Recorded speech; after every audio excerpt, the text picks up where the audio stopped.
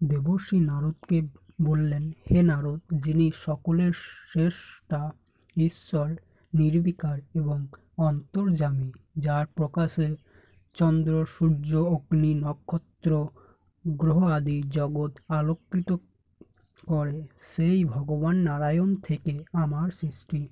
সেই পরমেশ্বরের কথাতেই পরিত হয়ে তারাই সৃষ্টি জগতের সৃষ্টি করে থাকি। সত, রজ ও তম এই গুণ তিনটির দ্বারা যার গতি নিরূপণ করা যায় না, সেই ভগবান হরি আমাদের সকলের প্রভু, মায়ার অধীশ্বর ভগবান। মায়ার দ্বারা ইচ্ছা করে নিজেতে সূক্ষ্মভাবে অবস্থিত কালকে এবং জীবাত্মাতে সূক্ষ্মভাবে অবস্থিত অদৃষ্ট ও স্বভাবকেই স্বেচ্ছায় সৃষ্টির জন্যে অঙ্গীকার করেছিলেন। সেই ভগবান কালে অধিষ্ঠিত হলেন। কাল থেকে গুণ ক্ষোভ হয়, গুণের সাম্যভাব পরিত্যক্ত হলে সৃষ্টির জন্যে উন্মুখতা জন্মায়। স্বভাবে অধিষ্ঠান করলে রূপান্তর এবং জীবের অদৃষ্টে অধিষ্ঠিত হলে মহত্তত্ত্বের উৎপত্তি হয়।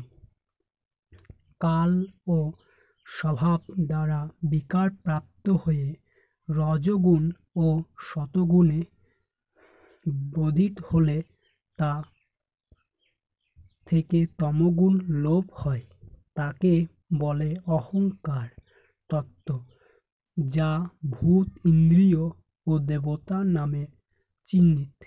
এই তত্ত্ব আবার রূপান্তরিত হয়ে বৈকারিক তেজস্ ও তামসে পরিণত হয়েছে। পঞ্চম ভূতের তাপস অহংকার বিকার প্রাপ্ত হয়ে আকাশের উৎপত্তি হয়েছে।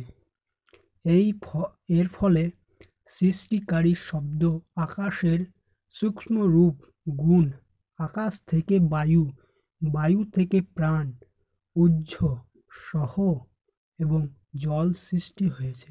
স্পর্শ ও শব্দ যুক্ত হয়ে উৎপন্ন হয়েছে অগ্নি। অগ্নি থেকে জলের সৃষ্টি এবং তা থেকে পৃথিবীর জন্ম। সাত্ত্বিক অহংকার বিকার প্রাপ্ত হলে তা থেকে মন এবং বৈকারিক সাত্ত্বিক দশ ইন্দ্রিয়ের 10 অধিষ্ঠাত্রী দেবতা উৎপন্ন হয়েছে।